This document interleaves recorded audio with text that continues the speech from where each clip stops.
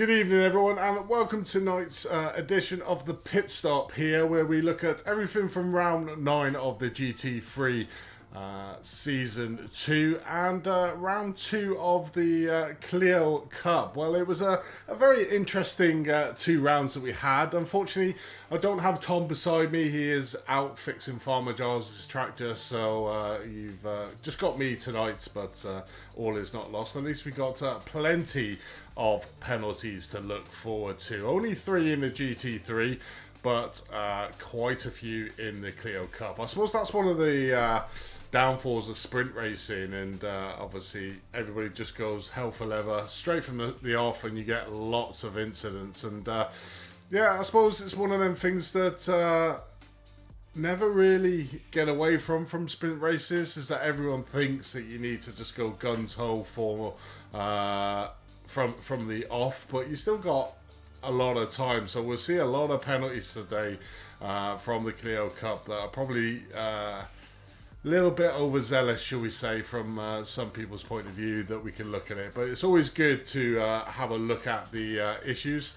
Good evening, Craig, and evening to all our viewers that are going to join us. I'm sure you guys will be my second eyes in the round of pit stops, so it's going to be certainly interesting. I think we've got around about 15 in the Clio Cup to go through, and then, like I said, only 3 in the GT3. But you know, that second race at Donington Park in the Clio Cup was super close at the top of the field. I mean, that's what we want to come to see when we look at sprint races out on track.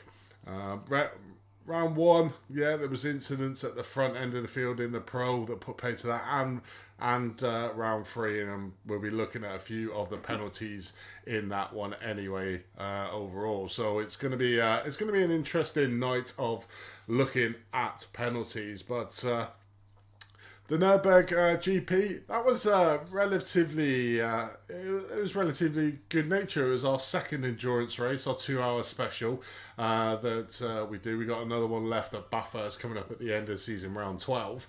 But that was really good, and it's all changed at the top of the field with Neil-Erik Isaacson managing to take over that Pro lead by 4 points over his teammate of Thomas Wangen, long-time leader in that series. But then we look further down, we got Lee King McGee, lost a little bit of room, but still got a sizable lead over there. Tom Savage, obviously, still a really strong lead after probably a disappointment. He came on in the interview after the race to have a chat with us, got caught up with a bit of an incident with Shamapon that pretty much put pay to both of their races, finishing, I think it was 4th and 5th overall in the end. Alan Sandergaard, looking down in the rookies, had another great round and really closing up the gap.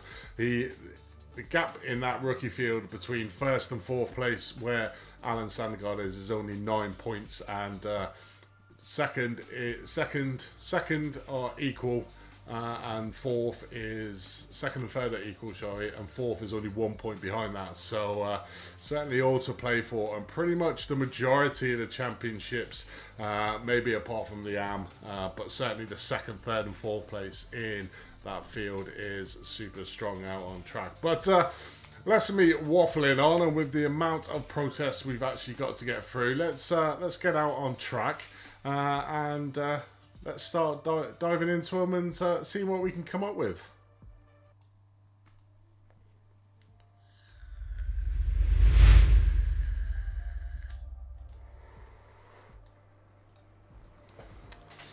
Okay, let's get straight into the meat of it. So like I said, we got plenty in this Clio to be looking at. So the first one is Thomas Wangen against Kieran Smart, race 1. So we'll look here.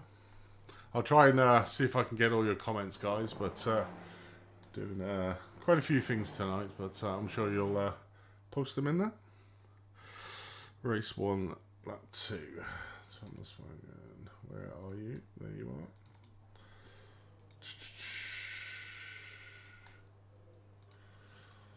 Race 1, lap 2, turn 3 and 4.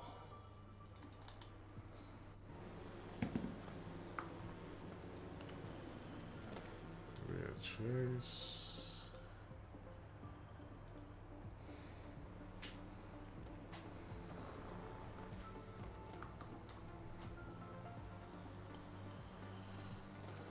this is. Let me just 2 seconds, guys. Let me just look there so we can get the pause in and the plane right. There we go. Let's have a look at this then. So basically, turns 3 and 4, not holding his line when trying to pass. So we've got Thomas Wangan here on the inside, and then Kieran on the outside. Let's play it at normal speed. So this is the incident in race 1 between the top 2.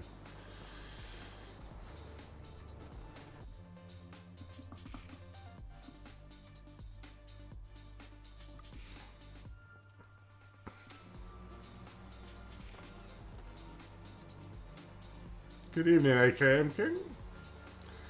So let's have a look here. Coming on the outside, Kieran's coming in.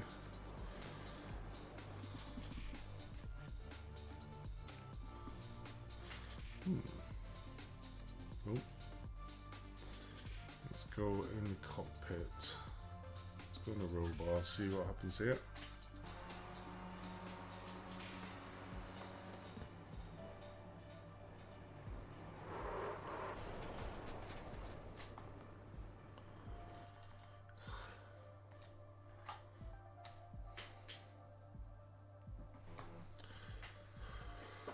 Let's have a look. Coming down side by side into the old hairpin here.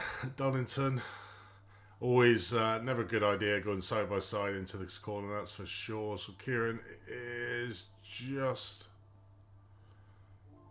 coming down the inside, starting to turn in.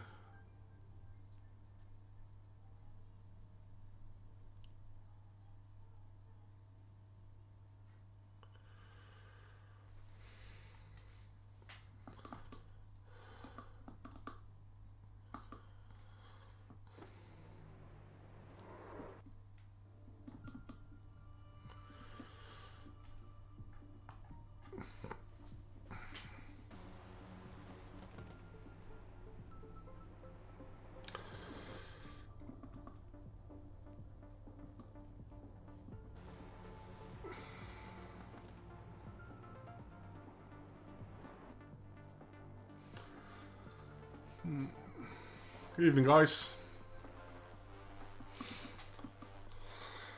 Right, okay. So what I'm seeing here is that Thomas got a good exit coming down through the craning curves, gets the car slightly ahead. Then Kieran starts coming up onto the inside, gets his car ahead. And then I think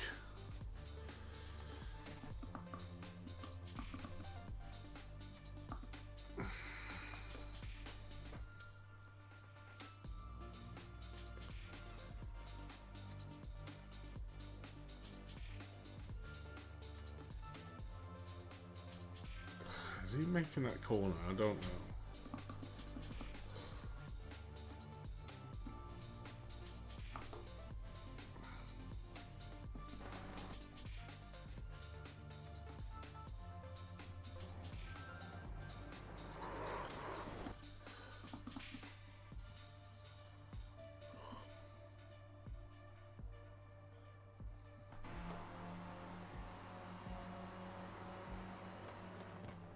So he's starting to turn in now. He's turning in, and then he just gets cut off.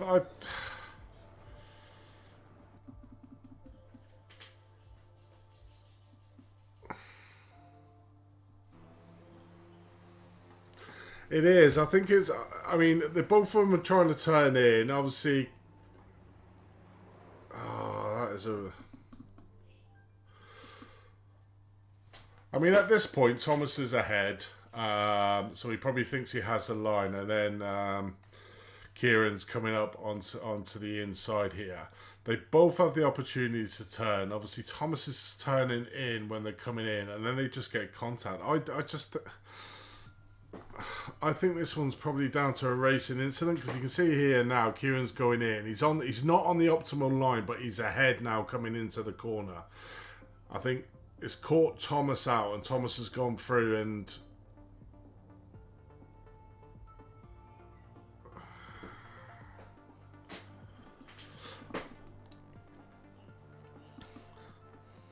I think I'll probably go with a racing incident on that. But what I would say here, and we've seen this quite a few times. It probably is, Tom. It probably is asking for it, but there's the opportunity there because Thomas is really over to the right side. He is too tight into the corner on that one. I'll give you that, but he does have the inside line, and if we slow it down, there is opportunity. You know, in hindsight, it's a wonderful thing when you're looking at these. Is that that Thomas could have gone a little bit wider into that corner rather than cutting into the corner. So the option here is here. If we just stop it there, we can see that Kieran is in front now of Thomas.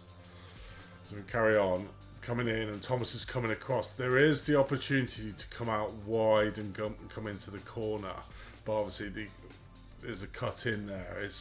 It's the first. I think this is the second lap of that. This is probably not the corner, and this is probably one of the things I need a lot of the guys to be thinking of is that, you know, they are 20-minute races, so they are quite short races, but these incidents, we'll see probably quite a few of these incidents on track, is that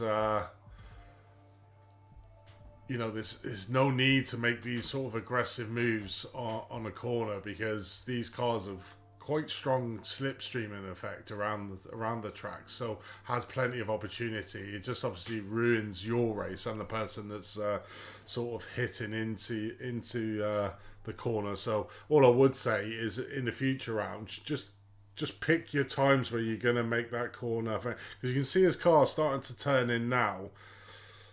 He's probably thinking he was going to be ahead of him, but he wasn't. I'm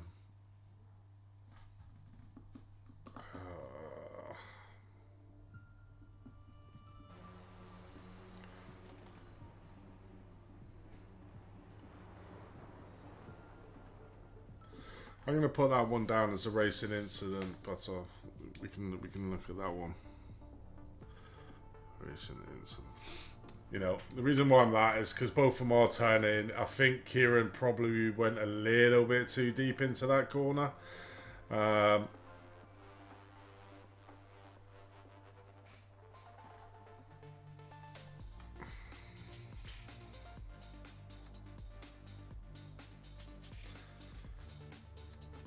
if they were side by side, this wouldn't have happened, because obviously Kieran got up front. Now he can't turn anyway because the contact's already been made. I think if you look at here where Tom, if you see there where you're moving in, I know you're going on the racing line here, but obviously there's a car on their inside, so there is the opportunity to go a little bit wider into the corner. The position's already lost, and then you can carry on battling. But if we look here, you carry on the racing line, I think last minute you see him that he's going to be there and then move the car out wide. So yeah, I'm gonna put that one down to a racing incident, but obviously just be aware that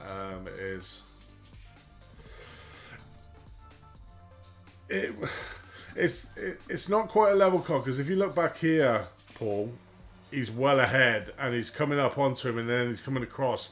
Probably the vision wasn't there.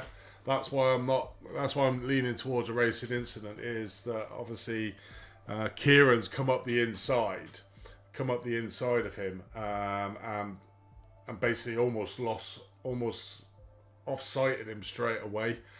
You know, so that's why I think it's a racing incident where Kieran went up the inside, probably caught Thomas off going around the racing line of it, and that's where they sort of made contact on that. So I think the racing incident on that one. Okay, second one, Vergon Olsen on Stuart Gibbons, race number 2. Let's have a look at that one. Where's Stuart Gibbons? Vergard.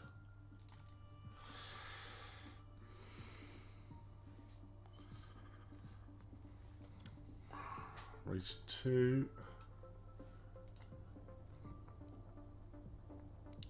Lap 6. Last chicane, brakes too late and cuts the corner of the line. Okay, so if we go to lap 7 and then back it up. Ooh, okay. Let's have a look at this.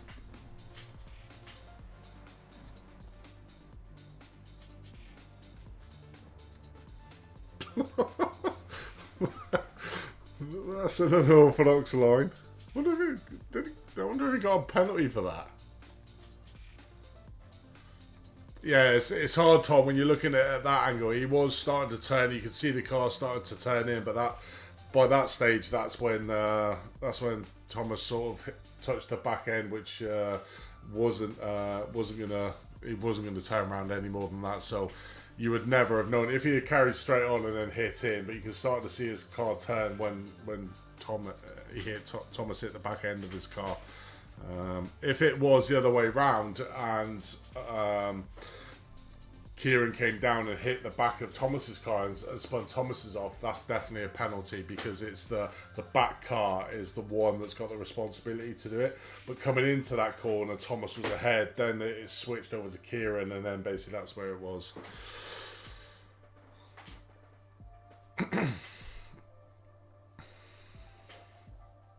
Let's have a look. I want to see the air. That's some great air there, I think, as well. Let's watch the air.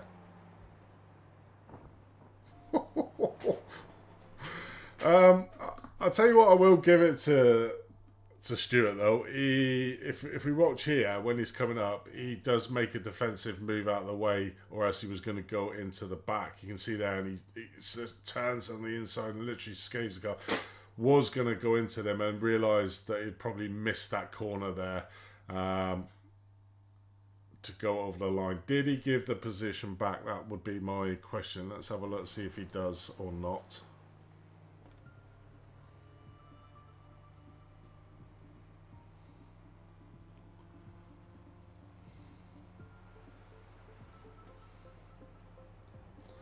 I would say certainly not.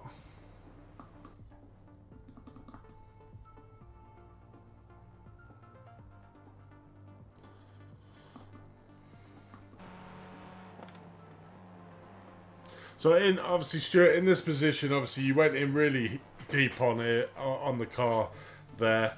What you should have done here in this scenario is let Vergaard pass, because as somebody said there, is you've obviously cut the corner to gain an advantage. Although you were obviously probably doing a bit of defensive, that is a complete cut of that corner. I'm surprised you didn't get a slowdown from that, because in fact it was. In fact, probably because you were completely off the track there.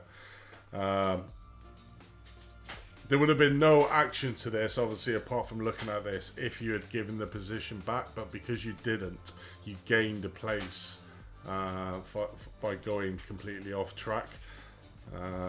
So I'm going to award a level 1 there for that. It's just obviously in the future, just be aware that if that happens, then basically make sure that you give that position back. There was an ideal opportunity there on the place, and then go again. You can't have people just cutting their own lines where they want to out on track. So yeah, level 1 for me, that one. Right, then we got the Thomas Wang and the Dan Sedgley show. Let's have a look at these ones. So race 2, lap 13. Right, what's this? Turn number 1, not holding his line when I tried to pass. Okay, let's have a look.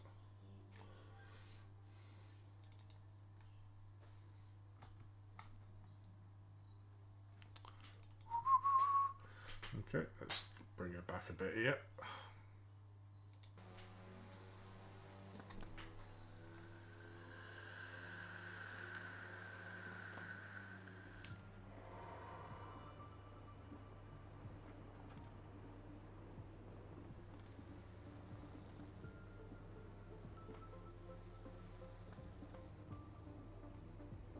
This was a great race, by the way. If you haven't watched it down, probably Craig, yeah.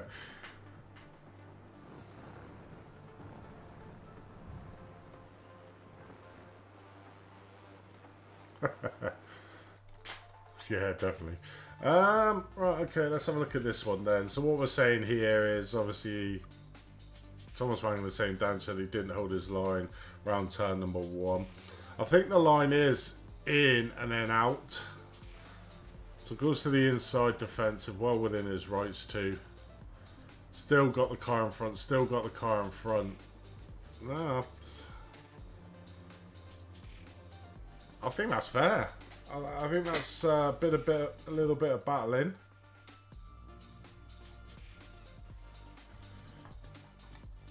You know, it's not halfway yet across the car. And you naturally can see the racing line on the track anyway, this black line coming out where that is. So to me, that's certainly a racing incident. Because the wheels were in the air for the whole thing. Not off the track if you never touch the floor, big brain. Yeah.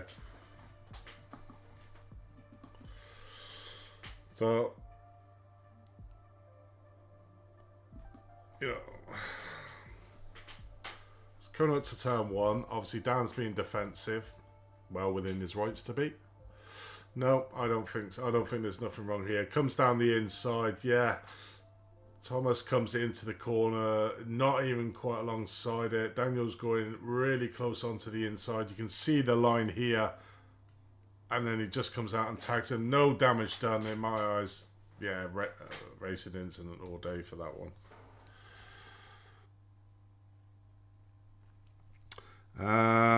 Thomas Wang and Dan Sedgley, the end of 16. Start finish line. He tries to. Right, okay. So this is the finishing lap. Have you all seen that? We'll watch this at normal speed, guys, because this was this was an amazing finish to the end of the race. I think I got rather animated as well in the commentary box, but it was a great finish to the race. Let's just sit back and enjoy this. So these 3 cars, you've got Dan Sedgley, Thomas Wangan, and Kieran Smart just back there and just out of shot. In fact, let's go back with Kieran. We'll look back at. So these 3 are fighting it last lap of the race. Yeah, and a super close finish between all 3. So the penalty is Thomas is saying that Dan's pushed him in the start-finish straight coming out. How did you guys like this track anyway? I thought it was quite good. You know, apart from some dubious probably driving tactics throughout the field, but I thought it was a quite good round actually.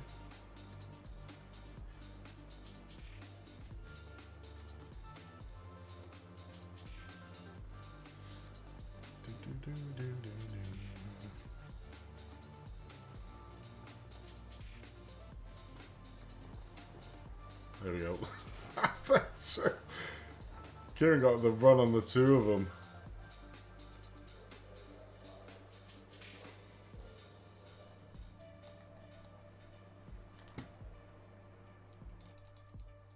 It was close. Right, so let's go have a look.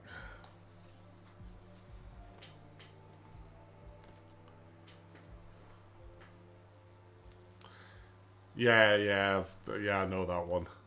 We know both parties have agreed. So coming across here, so still in front. Daniel's has got the choice where he's going. He's making a move over.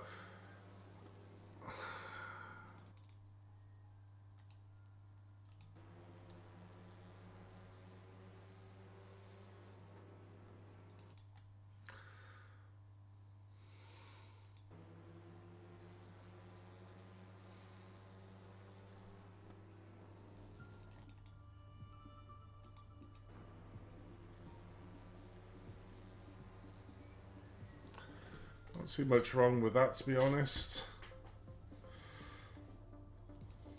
I mean, Daniel's going around. There is still room to the left-hand side. It's not like a violent cut across the track. If it was, that'd be a different story. I think he's just progressively just trying to close off and make Thomas go a longer way, because this is the race for the line here.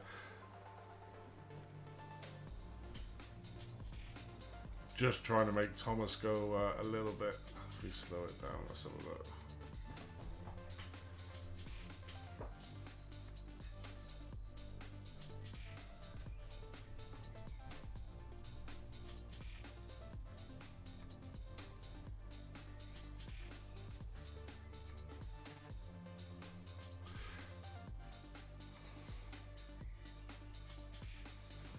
No, I don't think there's nothing in that. I mean, these Clios can take a little bit of door rubbing anyway. I think that's nothing more than a little bit of door rubbing.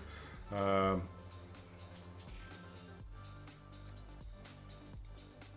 I think, yeah, I'm tending to go with the racing incident in that one.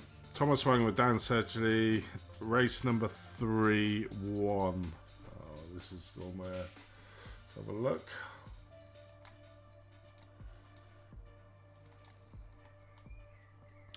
One and two, he doesn't hold his line and goes off. Cost me 2x and wheel damage. Let's have a look. Great start there, Thomas. Literally side by side into turn number 1.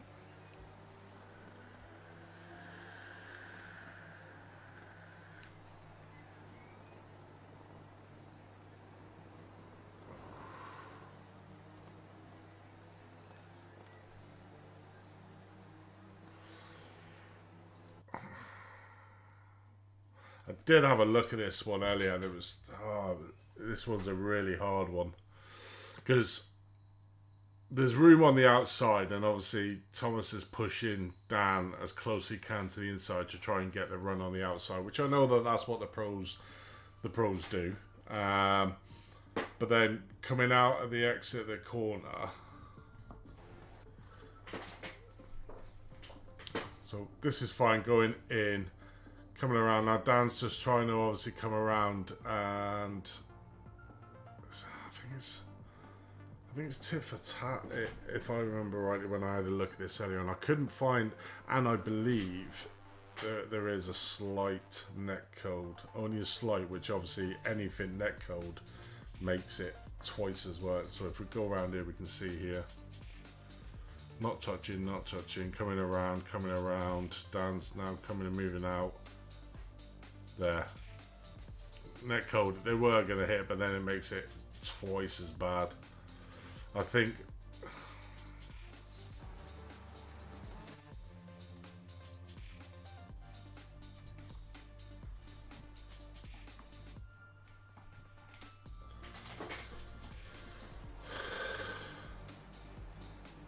So you can see how violently it kicks it.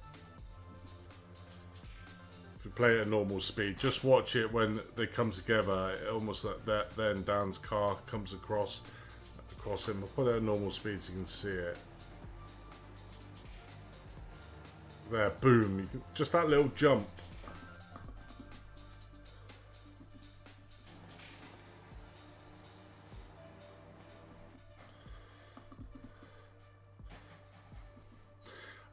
I mean, it's certainly not Thomas going into him, but I think Dan's coming out as well to get the line. So it's almost like that first one we looked at.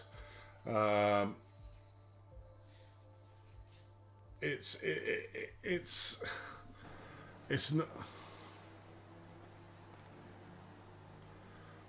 because in my eyes there you've got Thomas who's still keeping on his line. Dan is coming around that corner, but then sort of moves out slightly.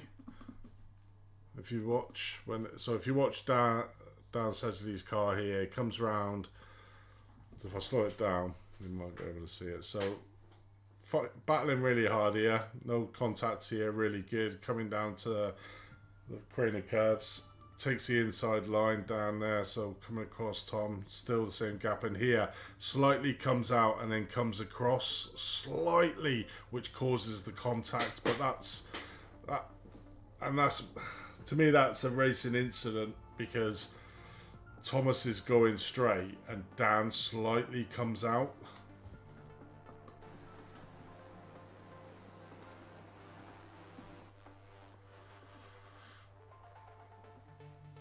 Yeah, I mean it's borderline, but it's not Thomas. I don't think it's not Thomas that don't get it, but I also don't think it's not Dan, because Dan is not trying to do that. He's just trying to get his line for the corner. That's why I'm going to put that one down as a racing incident.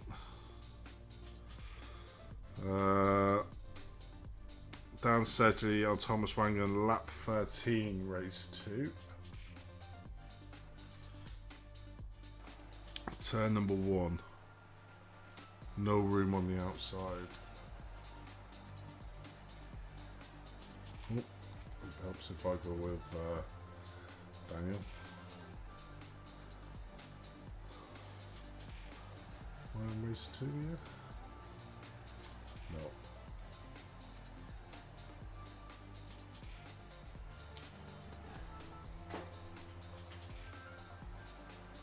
Oh, this is the incident we just watched.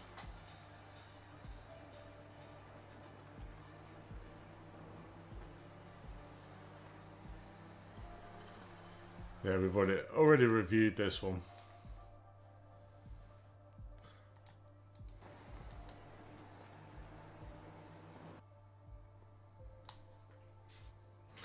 So already reviewed.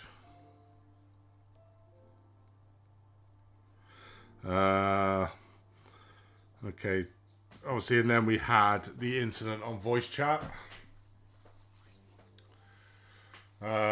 Obviously, there has been omissions to that, and as by the rules, obviously making abuse at any other driver, whether it was their fault or not, it's not tolerated.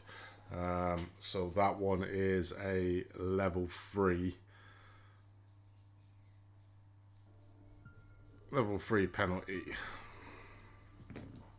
against Thomas Wangan. So we're not going to show it out on here. Obviously, they both know what it is, but we don't tolerate anything like that. If you are angry, guys, like you pretty much say, don't go onto the voice chat and start doing profanities to everybody on track. It's not what we want to do. We want everybody to have a bit of fun. It's a bit of racing, you know. And this battle on track was absolutely epic between Kieran, Thomas, and obviously Daniel. You know, it was hard racing, I think. So it's not good when somebody starts saying profanities out on the on the voice chatting game to be able to say that. So we know that one. We won't go through that one. Next one's Dan Sedgley again on Thomas Wangan, lap 1, race 3, turn 2 again, no room. Yeah, so this is the one we just watched before. Yeah, exactly. Can't shout at people. Yeah, exactly. You know, we all get hot-headed, and I understand, obviously, tempers fray. Obviously, if you're in your Discord with your other teammates, you can obviously vent in there. It's just not good venting out onto the Iracing voice chat, because then you're opening yourself up to penalties, because it's nobody likes to be shouted at, should I say, on that. And then the next one, obviously, Dan Sedgley on Thomas Wangan, is the one we just watched, coming around into the crane and curve, which we've already said was a sort of racing incident on that one. Race 1, Kim Andre Bortland on Andy King McGee. He won lap 6. Just need to keep an eye on these dates, actually, because as per the rules, you can't put it in after Monday at 1 o'clock, and I think we've got quite a few here that's after. No, it's not Monday, it's Friday midnight. So what date was the round on? Come on.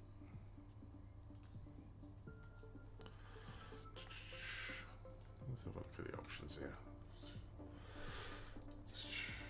Border.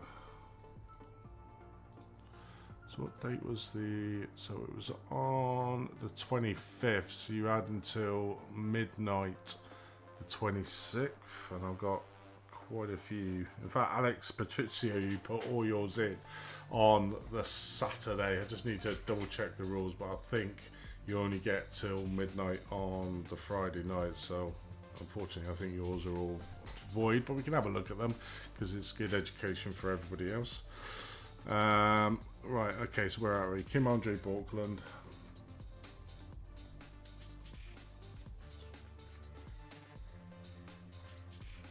There you are.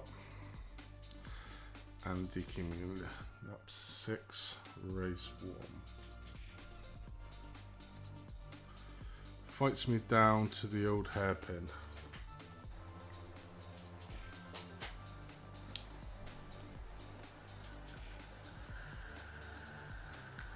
I think that's Andy there.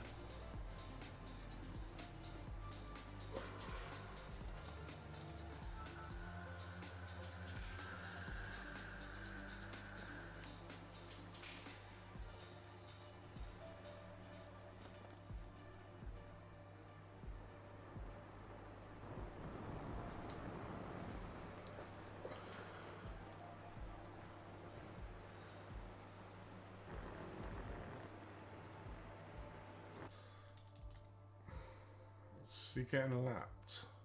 What positions are these? Position 8, 7. Okay, so he's a lapped car.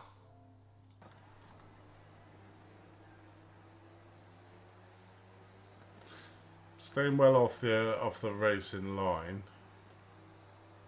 It's not technically a straight, which is obviously what we tell the drivers to do on the next available straight hang up.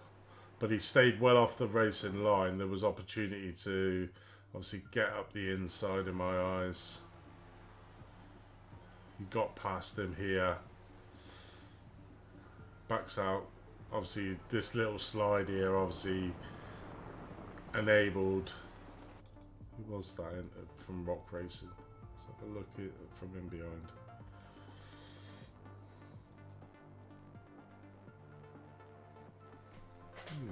Who's that? That is Yves Frederick.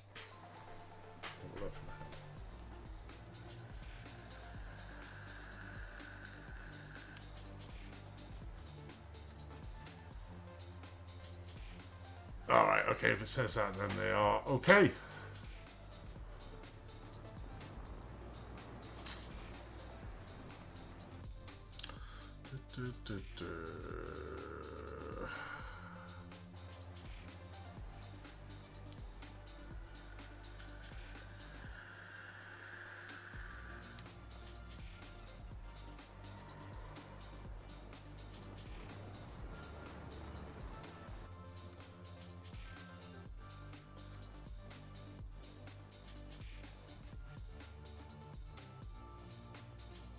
I mean, technically, it's not a straight, but Andy, you could have obviously backed out from those two drivers. You are obviously getting you'll be getting the blue flag here anyway. You are leaving in the space to make the passing move tell. And then obviously the next car you move out wide to give the inside line. So I think it's probably more of an educational. This one is that there's not a lot you could. It's a hard one because you're going around a corner. If you take your foot off, you'll be thrown outwards, I suppose. By the rules, it's the next straight. The lap car is off the line.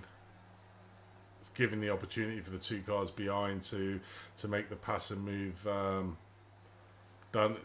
The only thing I probably could say is you could have taken your foot off a little bit earlier.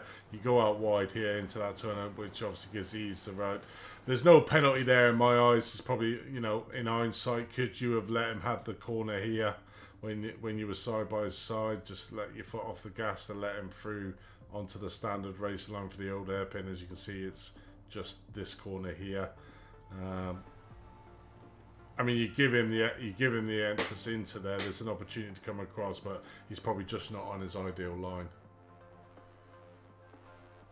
Yeah, it would have Torben on that, and that's probably what we're saying. I think he is lifting here because obviously Kim's getting passed on the outside, so he is lifting.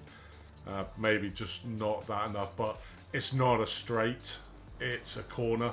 So probably lifted a little bit to let Kim pass. Kim obviously lost a position here because you could see coming out of that into that corner. If we go on to Kim,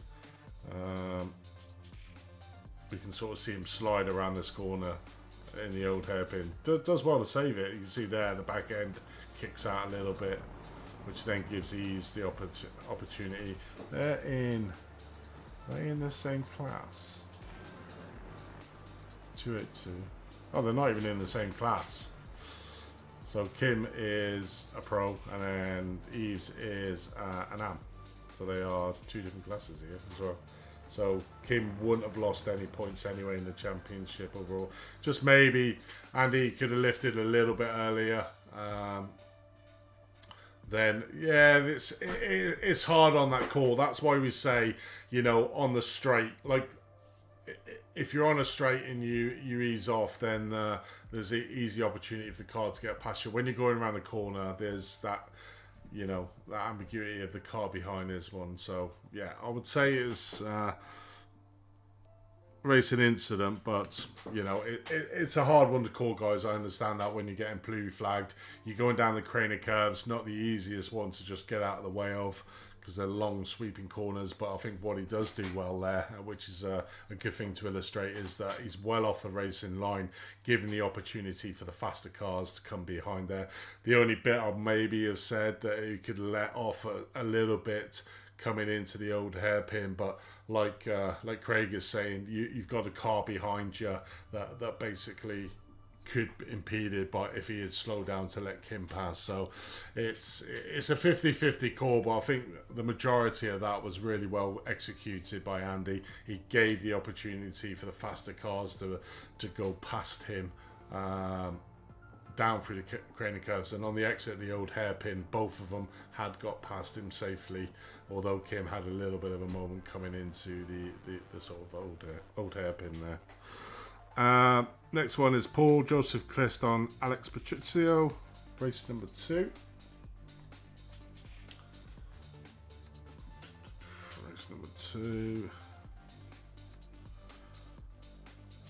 Lap 1.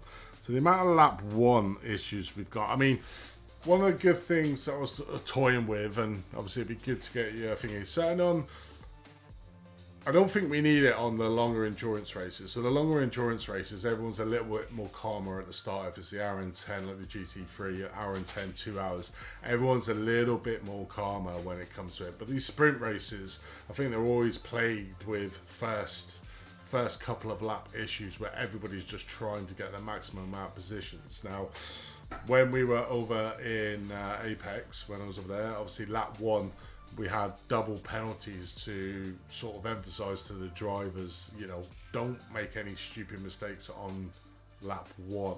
Now, we could toy with that sort of ideas, but obviously I'll leave it down to you guys to see what you think, or you think of that idea. Just all we're trying to do is make sure them first couple of laps while everyone's tyres are warming, because if I look down here, all the laps are pretty much 1, 2 or 3, where we've got a couple that are further on, like 10 and 16, you know, but the majority, I'd say 85%, 90% of all the protests are laps 1 to 3, you know. So there's probably something in there when it comes to it. But it's just me spitballing there. Okay, so Paul Joseph Clist. Paul Joseph Clist, race number 2. Lap 1. Turn 1. Okay.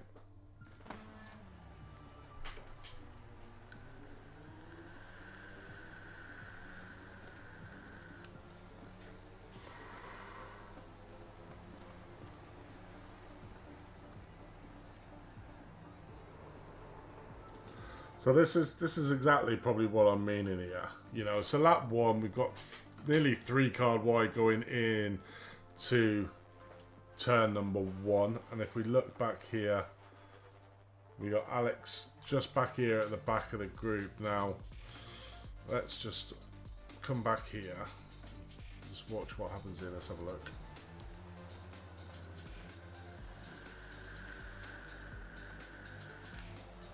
He's fixing the tractor.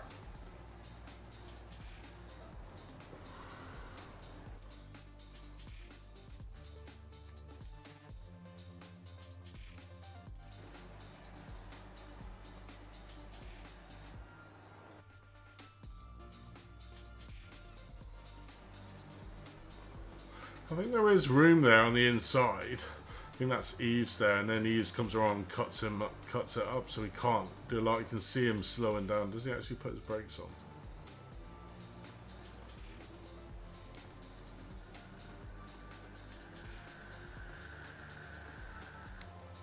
Yeah, you can see the brakes are on.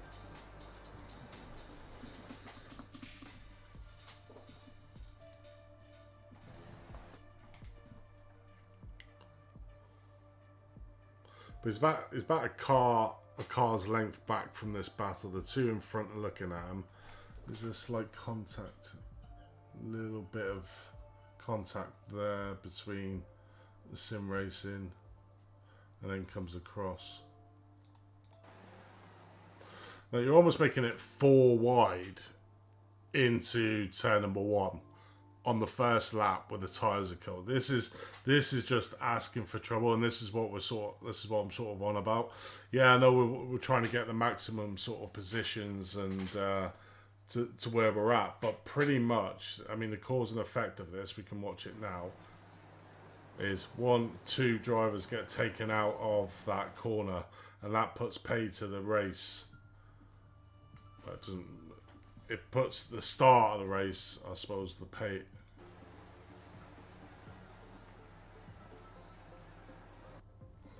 Let's have a look from Eves.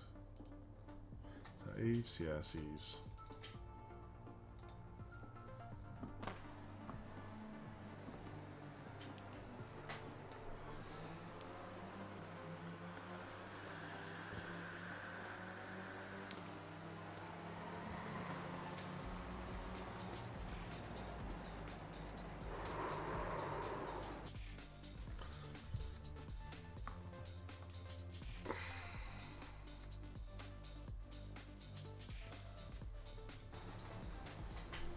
Because at the time, it's only at the last minute that the Puma is, yeah. I mean, look, you're too far back to make the move. You come into the move, you close off the area that somebody's going sort of into. I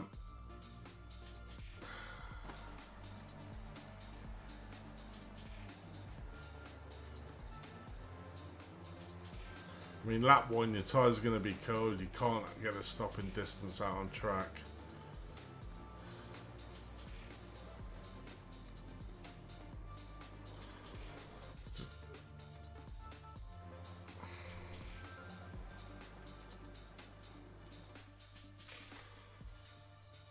I mean, there is room there, I'll give you that, but there's not when you get to this point, because that corner goes into this, so you're almost making a move down the inside here.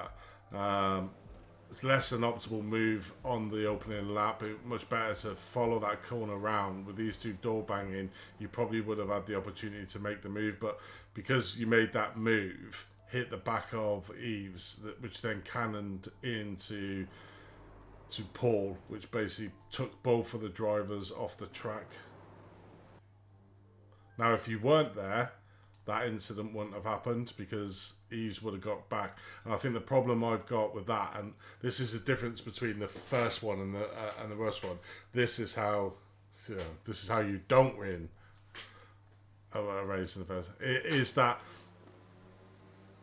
you're about a car's length on there, so you brake really late. Let me just see where you brake compared to the rest of if we can get that.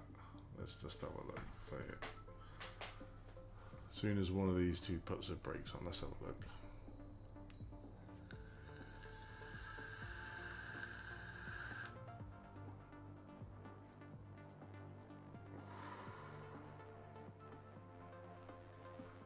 Right, so who is that? Is that who is that? Simeon?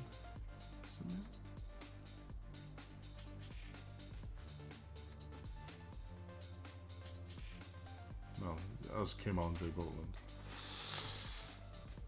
So Kim's got his brakes on there.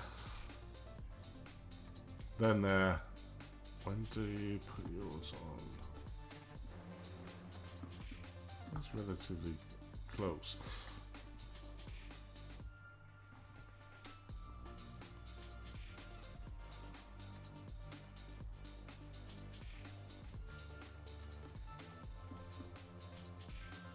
Yeah, so obviously you went deep into that corner, and that's how you were able to gain the time up. You can see there now the closing speed closing, coming into the corner. It's now coming down, and you clip the back end. It's a net code there, although I think you would have hit. It would have been contact anyway. Oh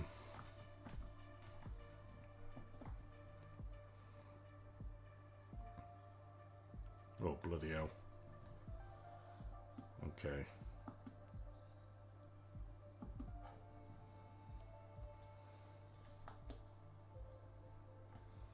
Coming around.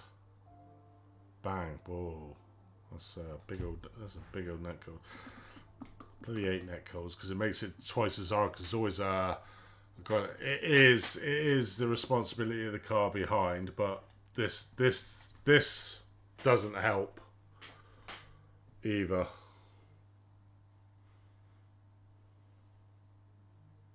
That bang! That is quite a savage. I think you are.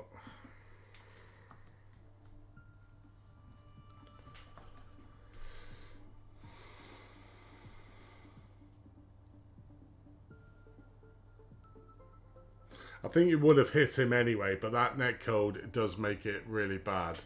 I'm going to call that as a level 1 against you, Alex. And the reasons is at this stage you're over car lengths behind. By the corner, you're coming into the corner, trying to dive down the inside of the cars, braking later.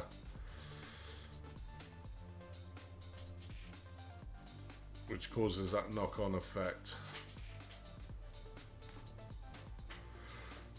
Yeah, I think if it was later on in the race, where the tyres are warmed and that, and you know the ability of the car, I think that is the net code probably makes it look a lot worse than what it actually is, because the net code really kicks out the rock racing, which goes into Paul.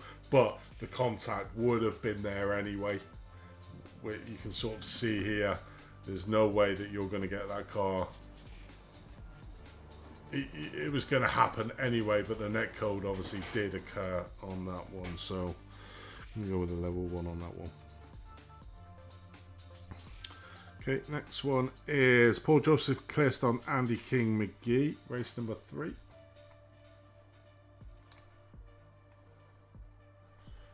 Let's go on to that. Race number 3. Lap 2, turn 7.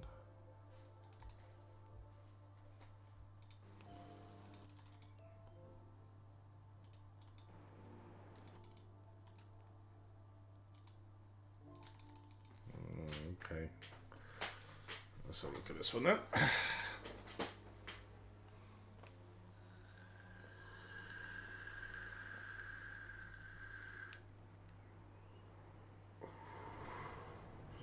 Off track, coming back on track.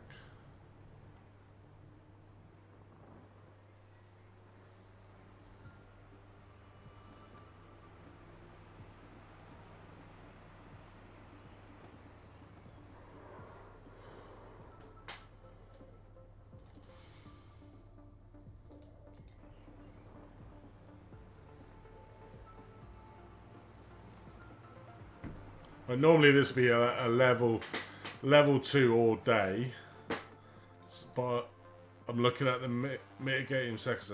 Is Paul back up to speed where he should be with his off? Where's Andy? Jesus, where did you come from, Andy? The Exocet missile.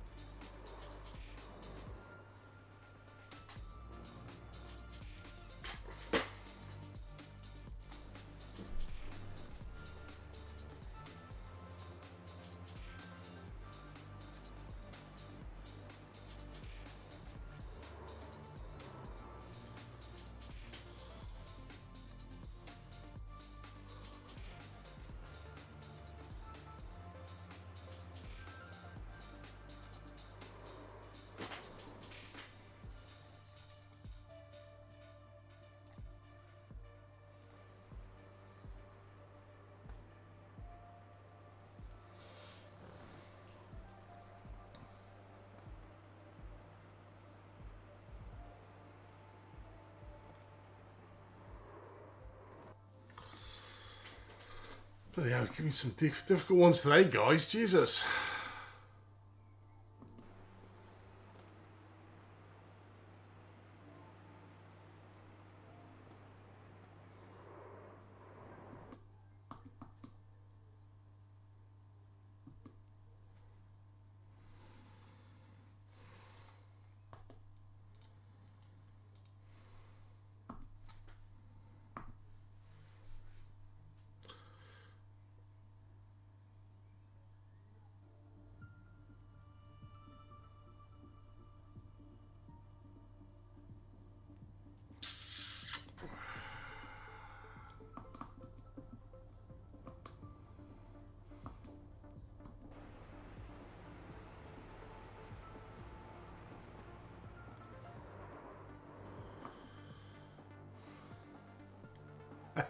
Five race ban.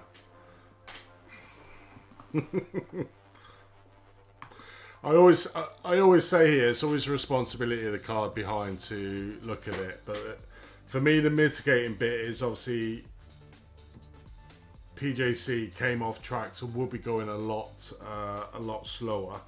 But you can sort of see well back. But if we look back here, so if we go back to here where he's off, you can see the distance here. So if we look on board, here you can see him there, he's catching him up, getting back up to speed. He's not going to be alongside him into the corner. I think you got caught in two minds. I think under normal circumstances, if Paul Joseph's Clist hadn't gone off, then basically 100% that's a level 2 all day, no questions asked. Problem is, PJC went off. I think the inside line wasn't there, and then basically you caused contact. So the mitigating thing for me is PJC went off, but I still think that's a penalty. So I'm going to go with a level 1 penalty there instead of a level 2, because like I said, the mitigating circumstances for me is that PJC is going a lot slower than you. You're not up by him, so he's well within his rights to take whatever line he wants to. And then it's obviously the reaction of the driver behind.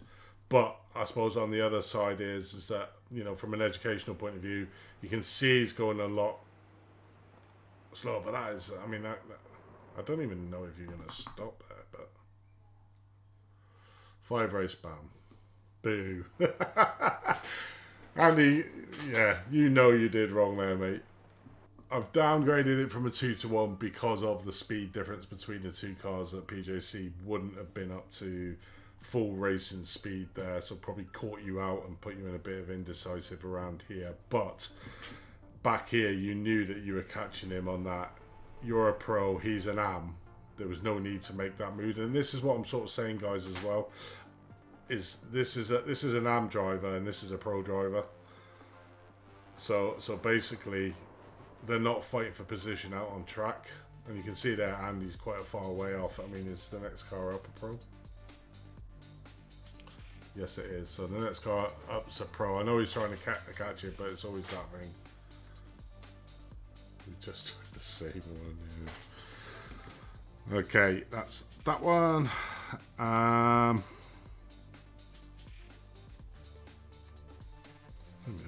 This one here. Where am I up to? Level 1. Paul Joseph Clist on Alex Patricio, race 3, lap 3.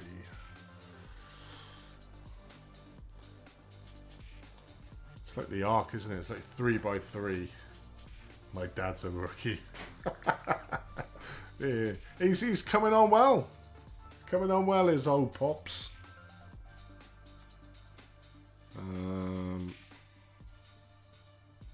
Right, so what's that? Race 3, lap 3.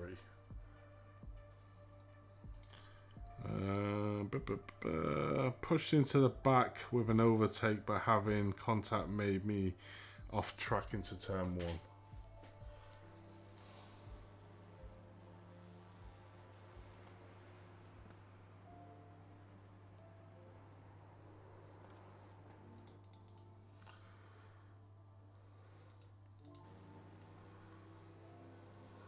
Bit of bump draft, bit of bump draft.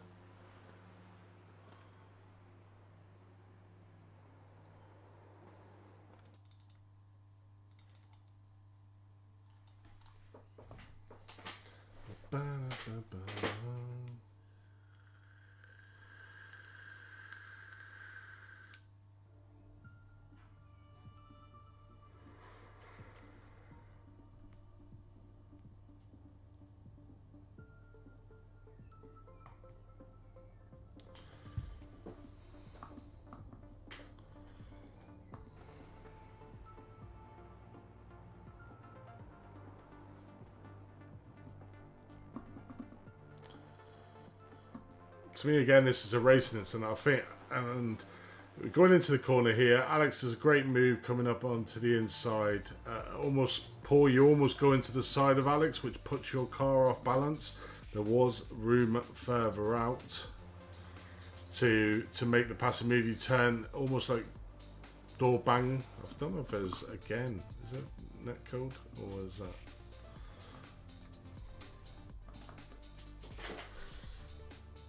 So you see there, you're side by side with each other. It turns in now, you turn in a little bit more and then basically rub doors.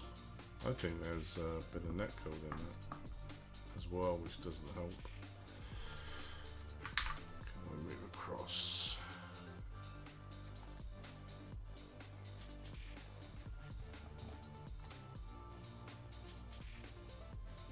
Yeah, there is, look. There's net code there, look. Move it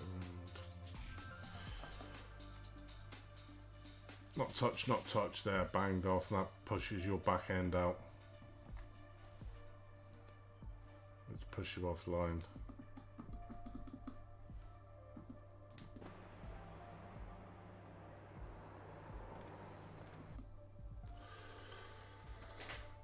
Yeah, I know. There was net code there as well, which pushed a car, because you can see that inside car not really move anything, and then the outside car comes in. So racing incident. Next one, Alex Patricio on Gordon Hake. Race 1, lap 5.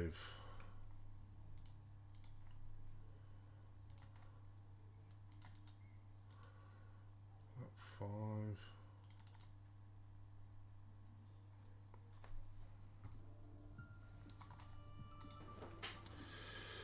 Turns 9 and 10. Protesting Gordon Haig, but he hasn't. Oh, he's not on the list yet. He is now on the list. His hits rear through chicane, spinning me into the wall. Okay.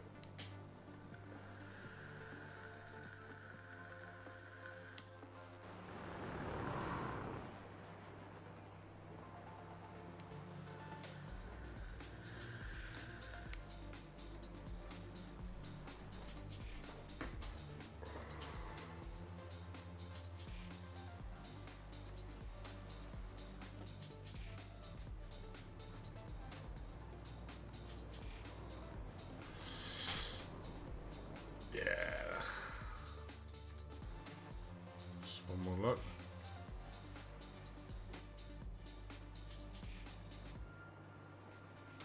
Yeah, level 2 went in a little bit too hot there. You can see the tires squealing on the outside here. You can see when he goes, you can see him leaving the track. He's sort of almost like lost control. There's Gordon here. So coming down into the hairpin, side by side in front of him. Know the car's going to be a little bit slower. Hits the curb. You can see there now the skid marks of the tires. Comes around and hits the back end of Alex. So no mitigating for me there. So level 2 on that one. Alex on Craig. Race 1, lap 7. Turn 2, clumsy rather than intentional. Leah on outside pinches me, track to her left, and Craig tries to take the inside of the closing gap, making contact with the rear right and a spin.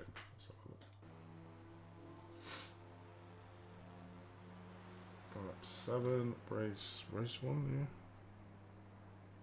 yeah. 2. I'm on the wrong person here, you know. Dope.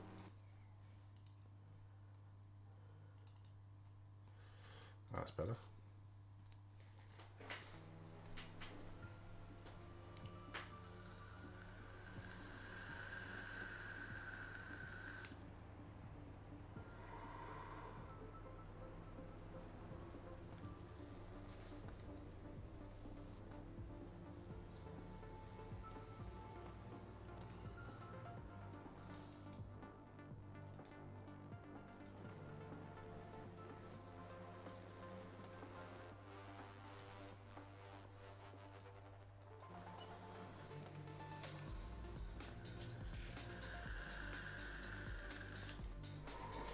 Right, to me, this is a racing incident. I'll tell you why. Here, so coming here, there's room. There's plenty of room there. There's about a car and a half, maybe a bit more, car and 3/4 on the inside here. If I slow it down, watch how that gap's there. So he's there on this inside. He's about halfway up now alongside the car, coming into the inside. Still slight room there. There's still a car's width there. Leah comes across, and obviously then you come across to close off because you're probably getting spooked by Leah, but not realising there was a car on your inside. So if you look at normal speed, he's got room. Now the room's gone because you've come across him, and obviously Leah was going along there as well. But Leah can't see Craig on the inside here, so she's coming across to get the line, forcing almost you across. Great save, by the way, Alex. Did you save it? Did you save it? Oh, go on. In fact, I think you did as well. That could have been a lot worse than it actually was. But yeah, it's all about trying to give the drivers space. This sort of scenario it's a hard one, hence why it's a racing, because you've got a car on the outside. I think it all starts back here. So if you look back here, with I'm not sure who that is. Who is that? Kieran. That's Kieran with Leah. So if we look at that battle there, that's what causes Alex to come in, which gives Craig the run in. Let's have a look. So you can see up front here, comes out wide, contact there, slows down, bit of contact bump in there, gives Craig the run on the inside, gets that run on the inside, and then Leah comes across. And basically Alex comes across into Craig there, so that's why I'm deeming it as a racing incident between the sort of three of you. Just need to be aware of your surroundings. Very hard in that thingy, but it's fun. I'd like to appeal season 1 penalty in GT3. I was on the inside just like this and got a penalty. But it's all differently. Season 1, mate, I'm not going back that far. So I'm going to put that one as a racing incident. Because there was room on the inside. And then the door got closed. And that's obviously it. But a great save there, Alex. Next one, Alex on PJC, race 2, lap 1, turn 1. Encounter to Cliss protest, so that's already been reviewed.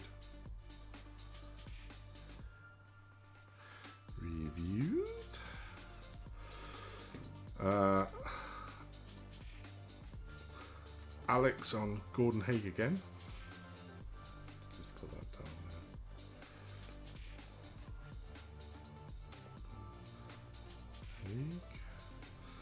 there. Haig. Race 3, lap 1 down to the old hairpin.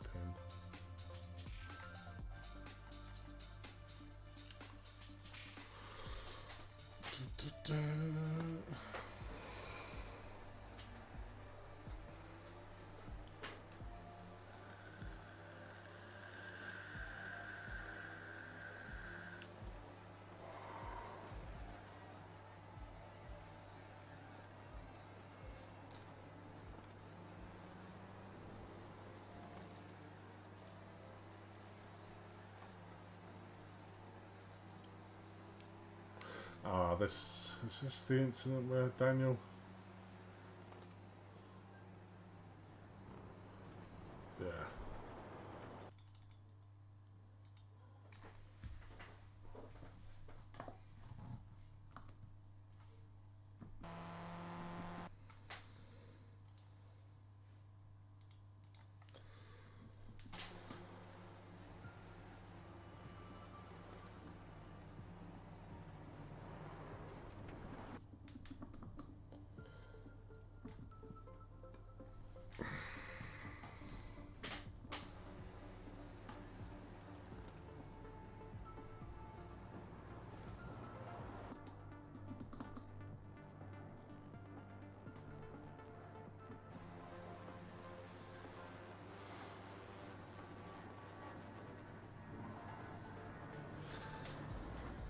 Okay.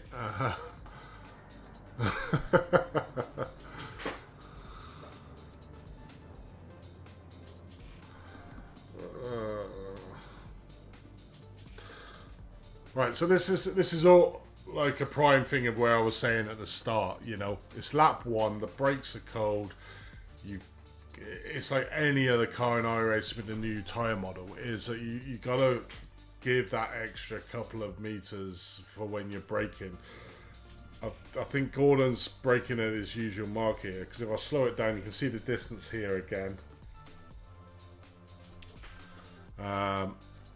Coming down the outside, pretty much like an exit now. Obviously, halfway in on the cars.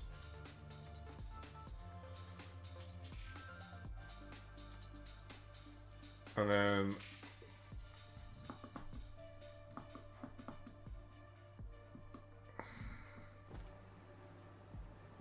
you just come across and clatter the side of his car. I'm not sure why you did that.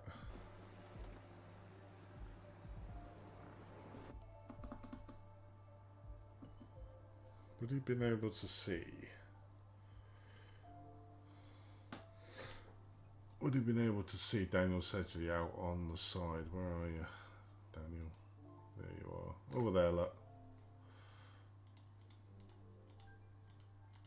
There we go.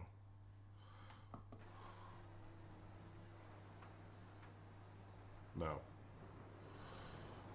So it's not negating for that.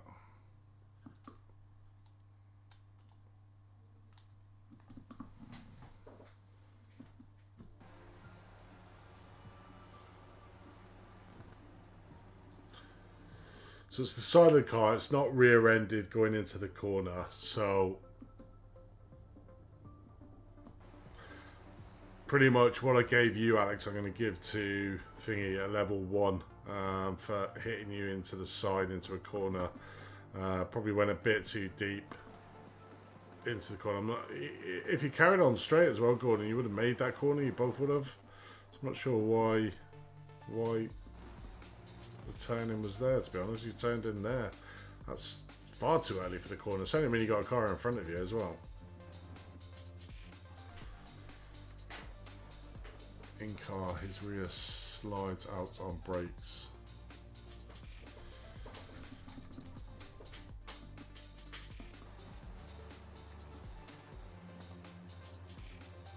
Oh yeah, you can see it, can't you?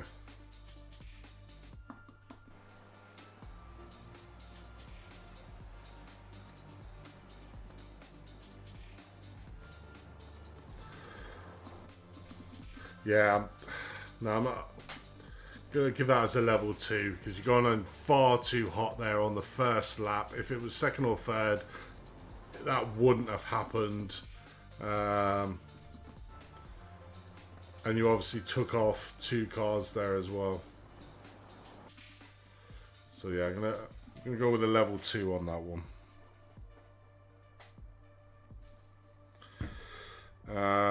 And last but not least, Alex on Paul Joseph Clist, race number 3,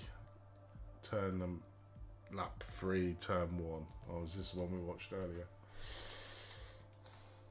Do you not just tit for tat, isn't it?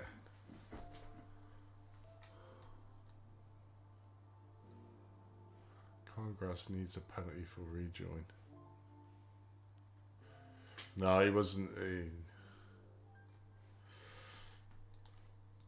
To be honest, when you're in that car, I mean, if we can have a look. He's not going to get a penalty. We can have a look, but he's on the inside.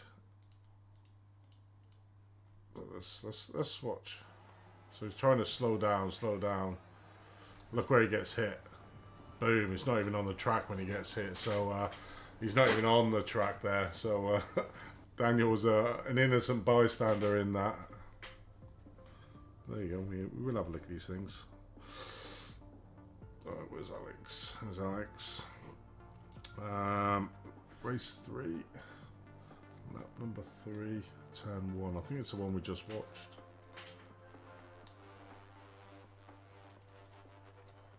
Yes, it was.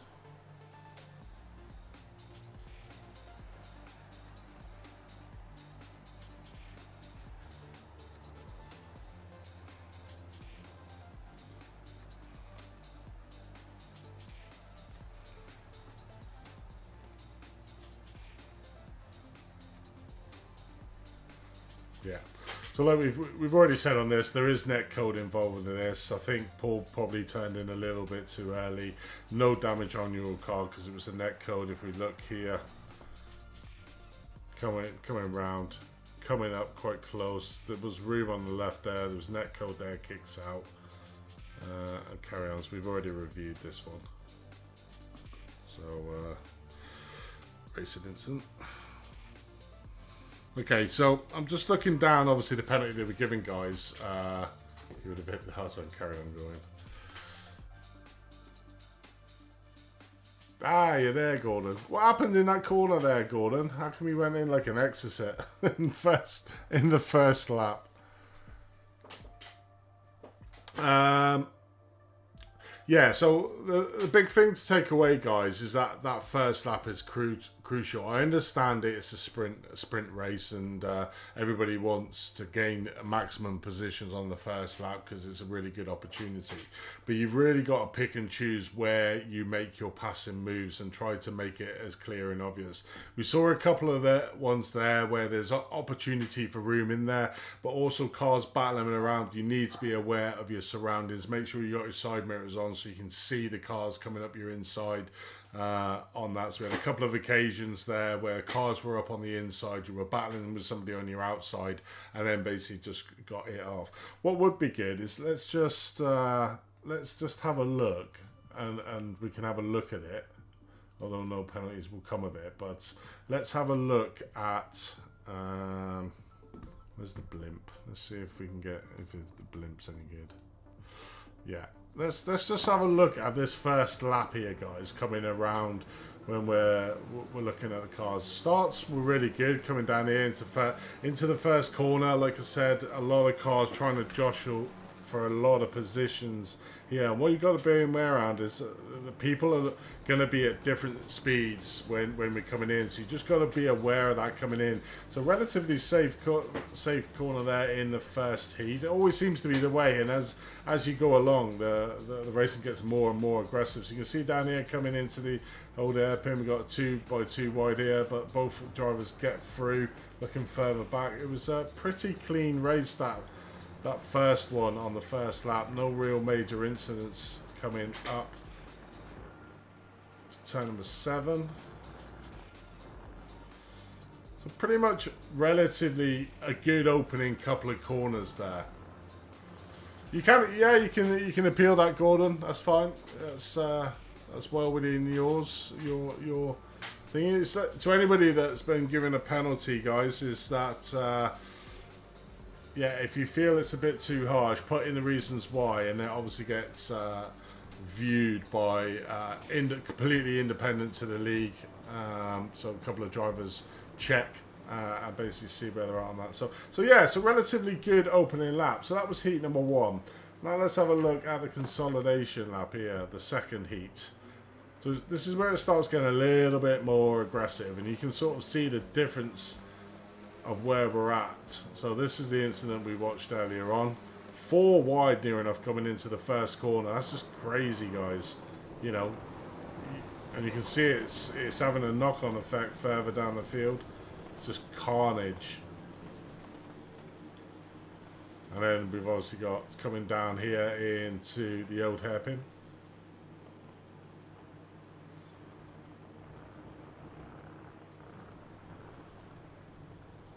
So not too bad there.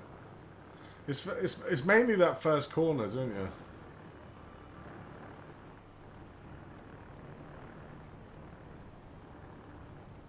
Do the appeals people see the original protest comment?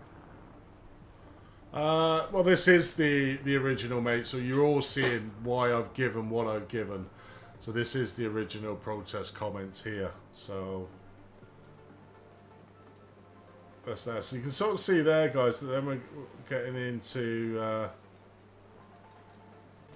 this is probably a good one as well. So this is the third one where all the hand grenades always seem to sort of get let loose on any sort of sprint sessions or sprint races on track. You can sort of see here at the back here, 3x3 wide coming into the corner. A little bit of joshing at the back there. It's only going to cause damage to yourself and other drivers around you. Everybody wants to do that. We lost a couple of drivers there. Obviously, that's that incident we viewed earlier on. That's Daniel Sesley there. So we'll see that other incident here with Gordon coming down into the old hairpin. Bang, hit into there, comes off, takes off the 3 cars. Then there's another incident up here. The 2 cars coming in. Didn't quite see that. Let's see what happened to them too. So it's these 2 cars here. Oh, that was it's a car on the outside, sort of lost it a little bit. It's just about just being a little bit calmer, guys, in them opening laps, letting your tyres warm up, and then you can basically start racing. Yeah, but if the protest person gets to argue their side, seems unfair they don't get both sides. Protested person gets the other.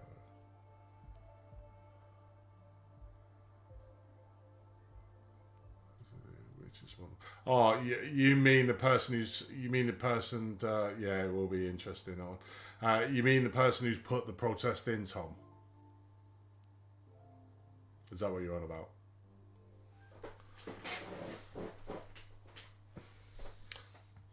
Because it's done completely independent, it's another person's eye looking out over the penalties. So no, the person who protested, the original person, obviously knows what I've given that person here.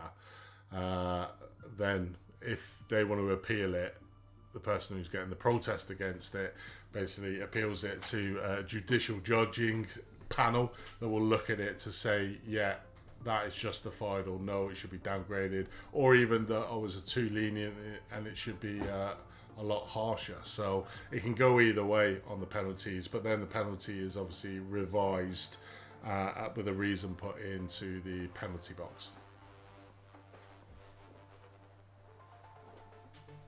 Should have been able to attach a more extensive explanation for a process.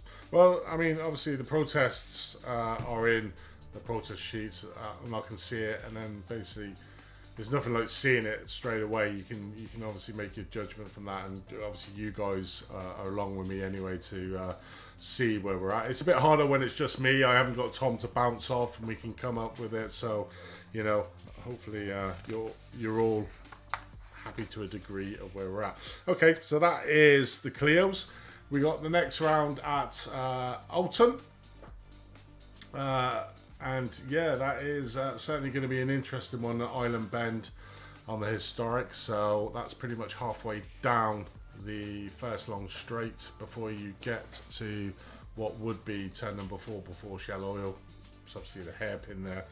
So the guys just need to be doing that. That will be raised in the team briefing to make sure that there's no stupid yeets down into that one. Not good. Right, let's that's that one. Let's quit that one. Go into replay that one. Go into the free protest from the GT3. So it's always the hard one though, guys, when you're doing the sprint races. Is that I love them. I think they're really good racing, but from the effect of the more aggressive racing nature, then you know it's a lot. You're going to get a lot more protests. You know, I understand that, but then you know it's the level of racing. But what we don't want to do, we don't want to be losing drivers for the sake of getting hit off a track for an unknown reason a couple of times, because that's how we lose people in the championships. On that, so you know we don't want to lose anybody from the grid. We got a decent sized grid at the moment, you know, and we don't want to be losing people off there because they feel that everybody else is playing bumper cars. So it's you just basically need to calm it down on that opening lap and then go racing. When them tires are worn, you know these cars, the Clios, can take a decent amount of damage as well, and a decent amount of door banging. So you know you saw there a couple of the racing incidents, you know, were pretty much door banging sessions, which is, you know, you can do that. you know, on that, and with these smaller tin top cars, because it can take a little bit of punishment. Obviously, if you did that in a GT3 car, you probably write the steering off or something like that, but these cars can take a little bit more damage. We just need to be aware when we're making these moves.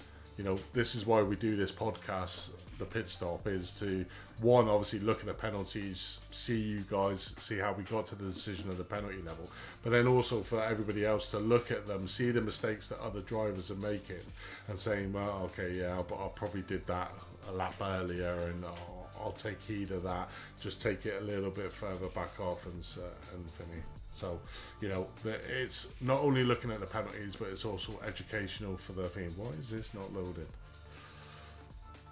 Let's try again. Is it because I'm still in the other session? Let's just close it and reload it, eh?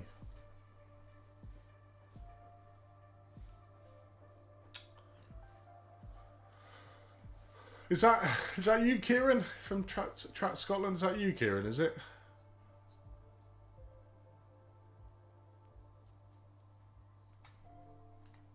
There's a few Track Scotland drivers. I'm not sure who it is. Is that you, Kieran, or is that some of the other Track Scotland guys? Come on, why is it not? Race now. No.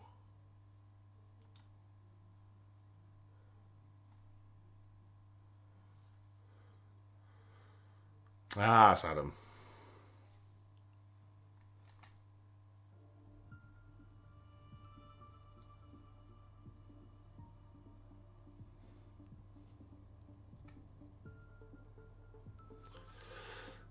It's loading in now, there you go. Just sometimes has a brain fart, doesn't it, Iracing, when you're loading in the replays to see what is on that one.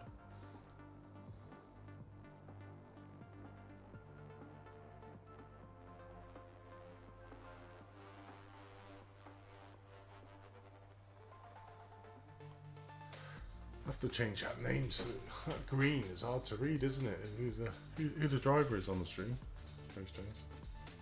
It was a good race, this one. I actually enjoyed it. It was a good 2 hours. Went past so fast. And Tom, you made it very interesting, mate. Obviously, we heard, and if you haven't watched the stream back, first question is why haven't you? And second question, obviously, Tom, we had one with he was miles out in front of the Anfield, and then all of a sudden he was down in 8th place, having to go through the pits twice. And we obviously asked Tom what had happened when he came in for the interview, and good old hardware issues, and his steering wheel got off. So you did a great job, mate, getting it back into the pits to sort it out, and then managed to get up to possibly first place. And we saw that incident going down to turn 8, the Goodyear corner, between yourself and Champapon, which is probably not your finest moment, as you agreed, mate. But wow, I mean, the pace you had there, it was pretty good. I watched it back immediately. I bet you did. Yeah, you just got your wheel on the outside onto the kitty litter. Yeah, Alte had a good run as well. Yeah, well, he's obviously profited from the incident between Tom and Chavapon, and got his very first win. It's been on the cards for Alte Rudd. He's certainly got a pace. We saw that in Imola where he put it on pole position in the Anfield, but obviously slightly messed up the start of that. And then I think he's just been plagued by a few problems, but it certainly bodes him well coming into, if he comes back for season 3. You know, he'll have that experience from season 2, and then understand them little bits and pieces, and we'll come back. There's going to be so many drivers that are going to come back super strong, and it's going to be interesting, Tom, to see how you fare in that Pro Anfield as well, and that's going to be certainly interesting. Let's have a look here then, and I've got to give it to Shamapon. He didn't actually protest you, so I think you owe him a beer or something, Tom, because that was a slam dunk, wasn't it? Okay, right. So race 1, lap 16, Kim Andre Borkland.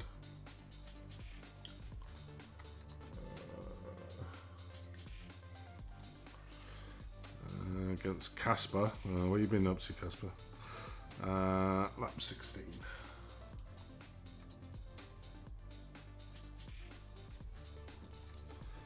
Turn 3.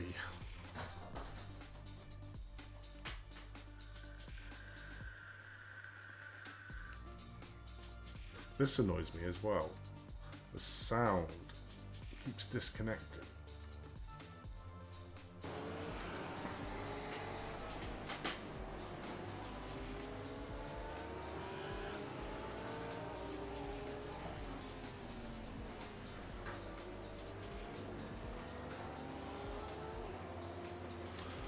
Bloody hell, Casper, that was a dive. That was a send.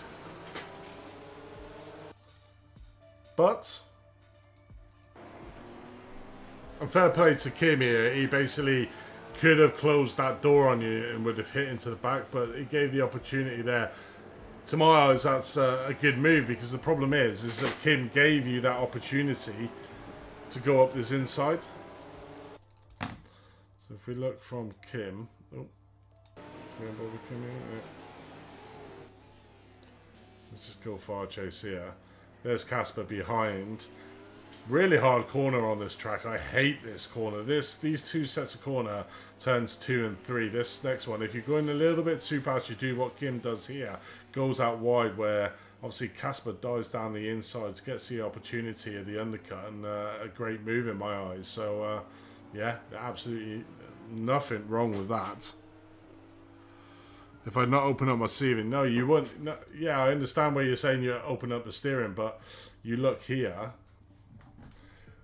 Look at all this room you've left down the inside. If you've got cars down that are following on behind you, they've got the opportunity, like here, you've given the opportunity into the corner. There's plenty of room there to be able to move. There's like 3 cars lengths. And then you obviously open up the steering so you don't cut him off, but that's probably not. That's probably a perfect one to say, you know, make sure you close off the apex. He loves it late dives. If you don't move, you're gonna hit him. Yeah, he's racing man. Yeah, he does. Yeah, so you know, for me, that's definite racing. That's okay, no problem. No problem. Next one is Torben Melee, Paul Joseph Klist. I think I remember this one. This was going down the start-finish straight, if I remember rightly. Lap 6.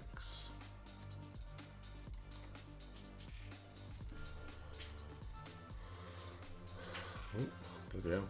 Let's go so quick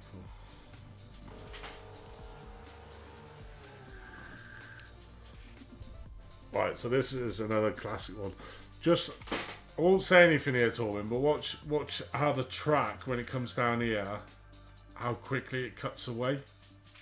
And watch your line where you're coming into this corner. I'll play it at normal speed. And I'll play it at slow-mo. So you're coming up alongside him. You're dead straight. You're not moving left. You're not moving right. The problem is, look at the track. Look at the track ahead of you. You're still going straight. You're still going straight. You're still going straight. You're not giving any room. Yeah, but if you look at this, this is fine. He's not moving his line there. But what you can't do is literally just, if I slow it down again, see the track bend, it starts bending now, so this is where you should be turning in now to come along, but you're staying straight, giving Paul no option. That he's either goes off track, you push him off track, or he's probably assuming that you're going to be starting to turn down to go onto the inside. So if I do it slow again, you can see here, this is a corner, you should be turning now, and you almost don't. I'm not saying it's your fault or you're going to get a penalty or anything, but he is following the track and you're going straight on in this occasion. So you almost, from this angle you can see it. Obviously, when you're looking in, right. So if I rewind, right, watch your steering.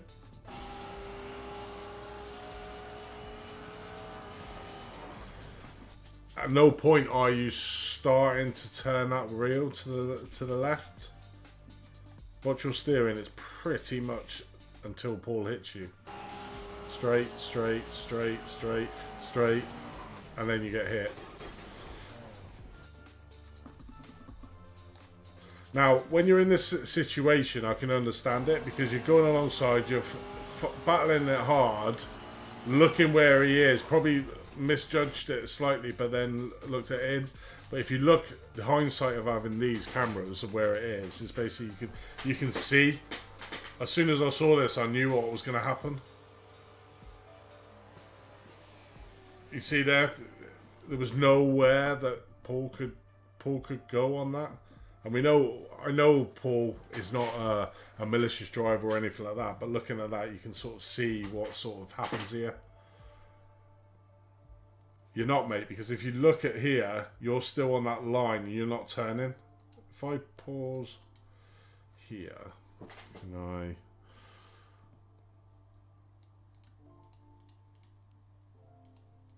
Let's have a look from there.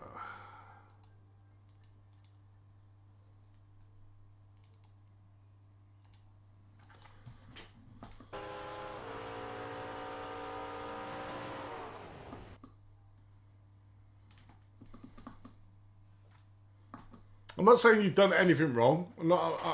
I'm not saying you've done absolutely nothing wrong. I'm not at all. So if you think I'm saying it's you, it's not. Yeah,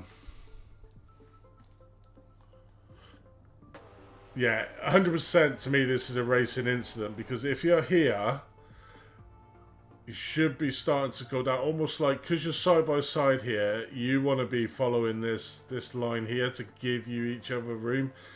If I slowly move it, if I just at the moment of impact, you're still going along here. So whether they hit here or hit up here, that was always going to be inevitable because you weren't turning your wheel yet. Now you may have turned it up slightly up here, but the gap would have been even closer on the account. And if we look on board with, let's have a look, cockpit robot.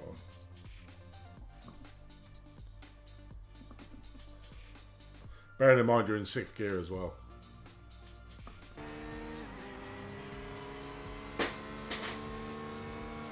So you look at here, it's going down, it's going down. He's almost following that line. He's literally, I don't even think he's turned in early there. He's turned in a lot later than probably what anybody else would. So he's coming down to the corner. See that white line? He's literally just on the white line. Starting to turn now, but there's a sharp corner and then sort of hits. So my thing with here is obviously just make sure that you look at the car on your inside. Obviously you are battling him hard. You saw how close you were back here with him. If you just ride on board with you again. Cockpit. I was gutted as well when you both went off here, because you're having a good race out of them. So you can see there side by side. You should be looking down the inside of that corner. So when you're this side by side, you can still see him here. You got a triple setup, haven't you? Yeah. So if you look at there, like the guys are saying, I'll stop it there. So his arc would be this. So his arc would be here. So he wouldn't be. You would naturally be further away because it's like a cut. So you would arc your car coming around, and you're aiming for this corner up here, the curb, the outside of the curb. Yourself should be following the same sort of line. So like I said, when you're going up here, you should be following to go onto this white line. You've still got him because you've got the inside line now. And as long as, obviously, you get that inside line, you'll probably push Paul out into that corner anyway. Yeah, of course, can, mate.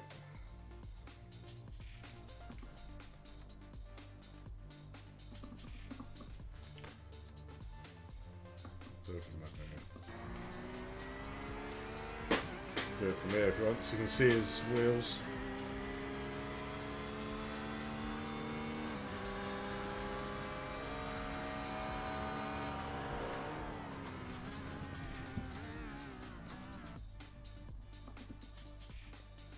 do it from the cockpit itself.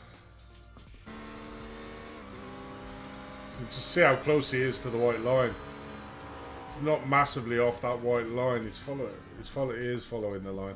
It's a racing incident. Hopefully, Torben, with what we've gone through there,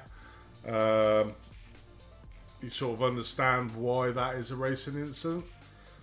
Obviously, when you have these close battles on sweeping corners like that, you've got to anticipate the car on the outside. You've got to give him a decent amount of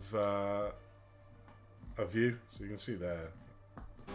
So you can see here, if I slow this down, look how close he is to the curb. And it's this bit here, he comes away slightly from the curb as he's following that corner, because he's aiming for this part of the track here, just here. So then he can sweep round turn number 2.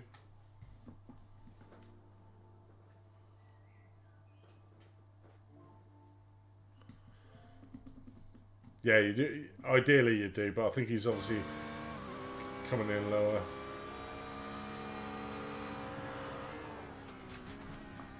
It's just a racing incident, unfortunately. That I think both of you probably come off just as bad. You hit into the wall. What happened to Paul? I think he managed to just about make the corner. It's a bummer, and that is, but yeah, big flames in the Macca. Gotta love the flames, haven't you, Leah? On that one, so yeah, close is a relative term. If you have the space.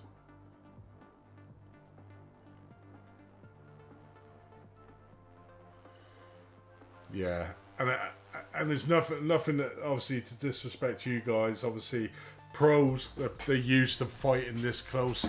Whenever I was fighting in the AMs this close with another driver, it always got me really nervous, because you're relying heavily on the other driver not doing something that he probably wouldn't normally do. So basically, that's why I would always give a little bit more room, try and get that inside line. Like I said, Torben, it's easy looking at hindsight when you've got this. You can stop it, move the camera angles, look at it. But when you're in that heat of the battle, and I can understand probably how frustrated you were when you got this, because you were pretty much having a better race. And what I would say though, mate, is your driving's coming along massive. From where you were at the start of the season to where you are now, you are leaps ahead of where you were. And, you know, that's obviously putting the practice in. You're in a car probably a lot of people wouldn't choose, but, you know, big kudos for us over here in performance. Is that you're doing a great job at the moment. And Pops, this is obviously probably where you're going to be at the end of the Clio Cups, where Torben is he was struggling. You know, at the start he was pretty much probably about a lap down, and he'll probably admit that anyway. Whereas now he's fighting for positions, so he's learnt a lot more about his racecraft, how to drive. He's understanding the people around him in the leagues, and now he's being more competitive. Next season, if you do come back for next season, Torben, you'll be a lot more rounded, and you'll be up more with the points, so get you on that. And that's where we look at, and like all the drivers are saying, sort of like a league thing. The top 3 will go up, the bottom 3 will go down. You know, and we'll move it around, and then by that stage, you'll be running at the top of the sort of championships when it comes to it. So yeah, it's gonna be good.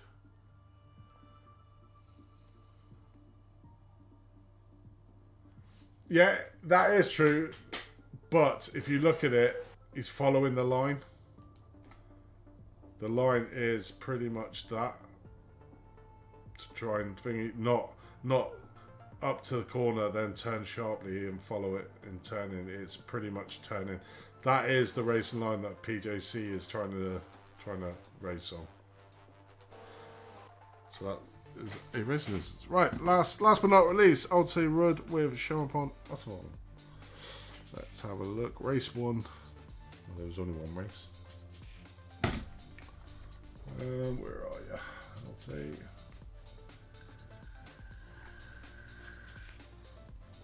Lap number 2. Turn 1. Alright. Okay, let's have a look at this.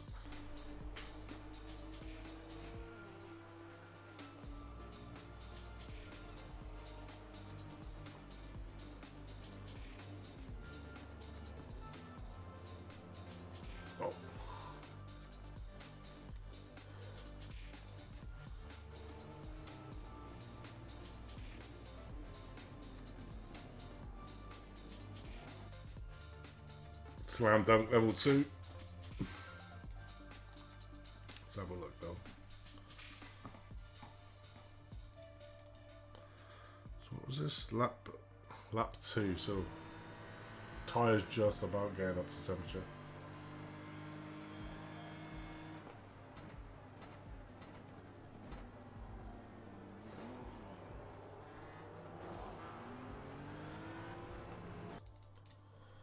Yeah, as we keep saying in this, it's always down to the car behind responsibility. Obviously, everybody's still quite close. It's only the second lap in. And, yeah. Hits directly into the back of the car, spinning him around. Loses 2 positions. Probably more. 3, 4, 5. 5 positions, so yeah, level 2. That one. There we go. Andy, can you approve my equilibrium in extreme? I'll approve everyone's, don't you worry guys. You will all get, yeah. I always make sure that before the race that everything is, yeah, pretty much was a punt. You know, talking of punts, should we watch a very painful moment?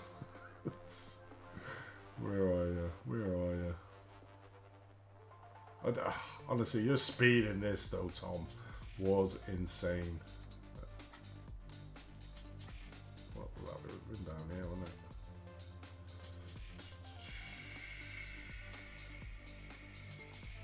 That'll be that one. 157s. I think the rest of the field were doing thingy. Can you look at lap 1:10.3 params? There was an incident between James and Lee that didn't get processed. Okay, yeah, we can have a look in a minute. Let's enjoy this lap here from Tom. I mean, your speed was phenomenal. You were pretty much faster than the pro-ams. You were running around at pro pace.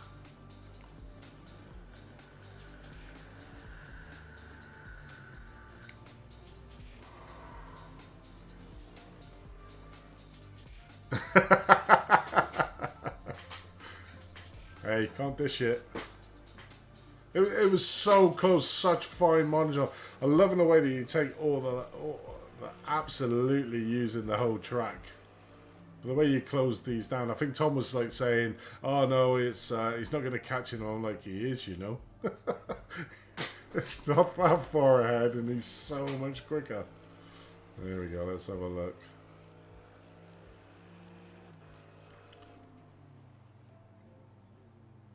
Oh, it was so close. Literally, tire on, down, out. Oh, fine, man. That would have been an epic comeback there, by the way. Right, so you want Pro-Ams. Lap 1.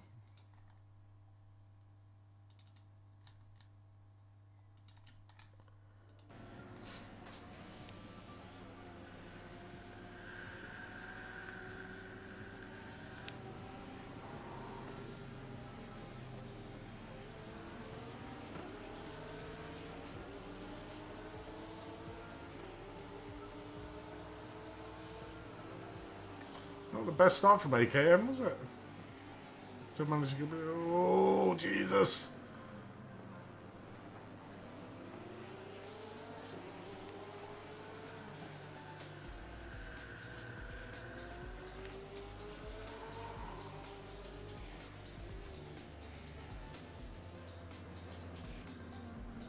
I'm gonna say there, Pops, that James did you guys a favour there, because this is exactly the same. This is what Kim Andre Borkland did, but who was that? Is that Lee? Lee didn't. Lee came into the corner. Let's watch this. So coming around the corner again, the opportunity is there for James to take that inside line. Because who's that? Is that Mads? No, Christopher. Oh. So because he's pushed you out wide, there's an opportunity to come up your inside, which he's taken. So he's there on your inside, and then you come across and close off the corner, and with him hitting your front, that could have been a hell of a lot worse than what it was on that. But you close down the gap on him. So if we watch it at full speed again, the gap's there, he's taking it, and then basically close it on him.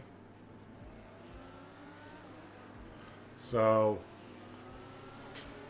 and then obviously a little bit of door banging on the exit of the corner. I think you said you got steering damage from that, was it?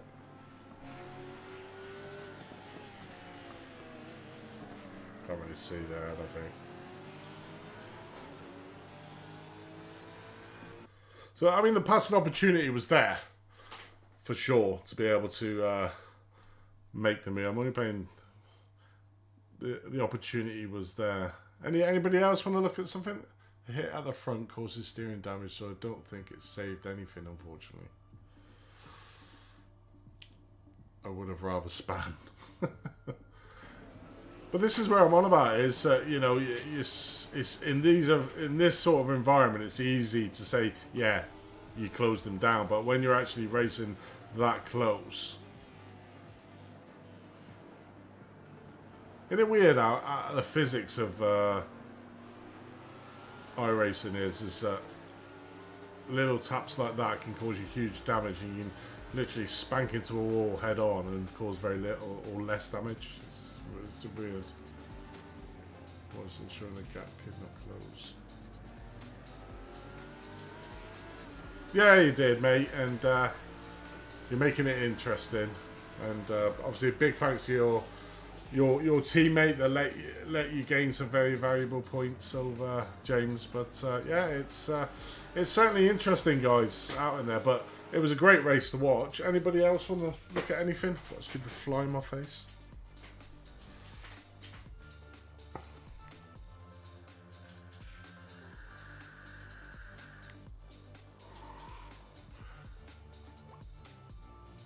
No, there was difference. There was difference there, Andy.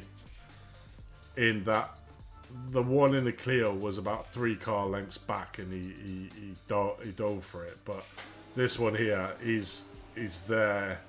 He's going into the corner, and he's got the opportunity. So slight difference. Show Michael kindness.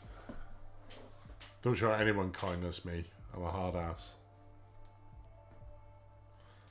Anybody else want to look at anything, guys, while we're here? I'm trying to think of other memorable moments.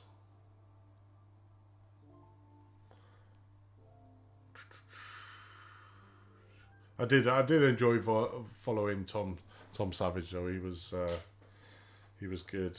Michael, show Michael kindness. Yeah, definitely. In fact, yeah, let's watch Mike. Let's see there. This is teammate at his best. Where are you?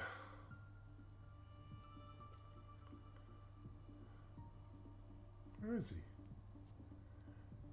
Oh, there you are.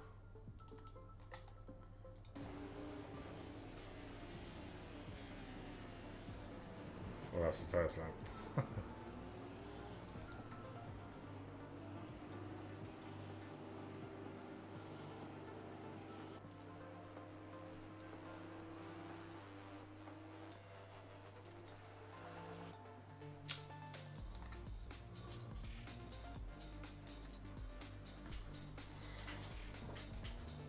This was actually a really good battle as well between Michael and James. That was a good battle. Michael offered. Well, I knew you guys were going to do it, you know, which I don't blame you doing it if it's the opportunity's there. But I think you owe Michael one back now, because if he hadn't given you that position, he would have been in 3rd place in the Pro-Am Championship. So he did you a solid there, that's for sure.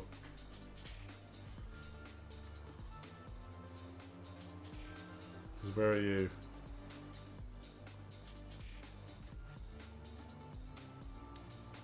Great distance back as well, aren't you?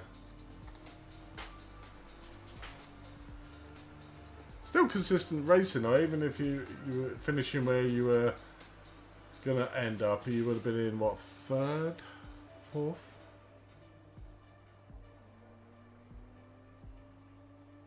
Yeah, I'm gutted, Casper. You're not going to be here for the final 3 rounds, mate. But obviously, you got real life stuff. But yeah, it'd be good to have you back for season 3. And we're trying to do some different things as well, guys. You know, to try and retain the numbers up. Like, you know, I like the suggestions about having prizes if we're doing another world tour for regional champions out on track. Did he nearly lose that position, by the way? So we'll look at that as well to be able to give you guys more prizes to go at. So yeah, it'll be good.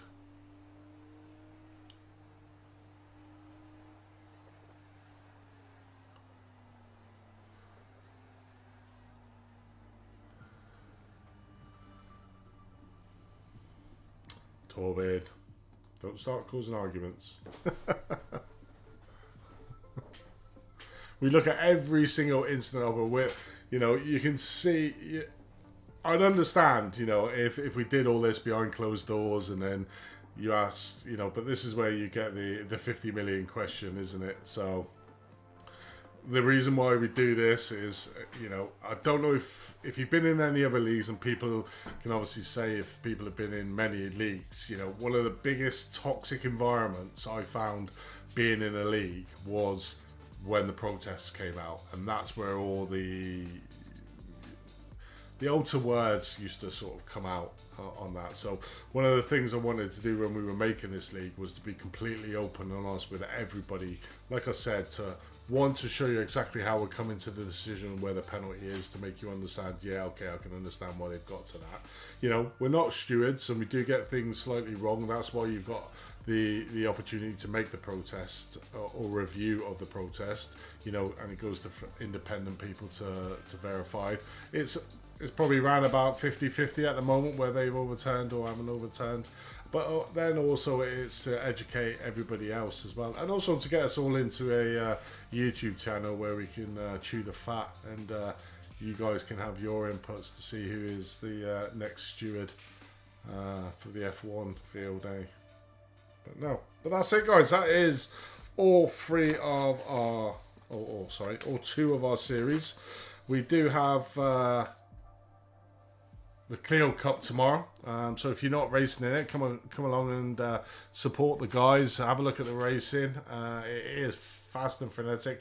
I have increased the fuel as well by, I think it was 6 litres. So not a massive amount. Obviously there has been some discussion in the chat. I haven't fully read it on that. So, you know, what we did originally want is, it's because it's a sprint race, we didn't really want to put the pit stops in there. But obviously when we got the setup made very kindly by Olympus Sport, we didn't check the fuel to make sure it would be enough. So, you know, that's probably more failing on my bad, but on our bad in performance, I think. But yeah, if we get that up, we just want the sprint races to be 20 minutes all out fun and action on track. But I suppose it's made a little bit of entertainment in the opening rounds. But at least everyone's on the same footing for the last 3 rounds. Whether 6 litres is going to be enough, I can't take it much above that, or else the setup doesn't allow it. So yeah, that's where we're at on that. So we'll try that tomorrow. Hopefully you guys will be able to get it around. I think you're only normally about half a litre off, if I remember rightly. So an extra 6 litres should be more than enough for you guys to cope with in the Clio Cup. And obviously coming into the final 3 rounds, Twin Ring Motegi this Sunday. I'm hearing good things in the chat that you're all loving the track. It is a really good track to race in, so should see some excellent races on that. But yeah, so apart from that, guys, all it is for me to do, just be indoors, land in Pepper I know what it means, Torben. It's only when you're doing well, mate. But like you said, that's racing. Just come back next time, learn from it, and I'm pretty sure you're going to be up there anyway. But yeah. Well, guys, thank you very much for joining us for this round of pit stop. Please give us that thumbs up. If you haven't subscribed, then think about subscribing. Trying to get to that magical 500 sub figures. We're not that far away from it at the moment, so every sub helps. And yeah, we'll see you out on track tomorrow in the Clios, and then on Sunday for round number 10 of the GT3 Season 2 Cup. So yeah, see you later guys, have fun, and remember, keep on racing.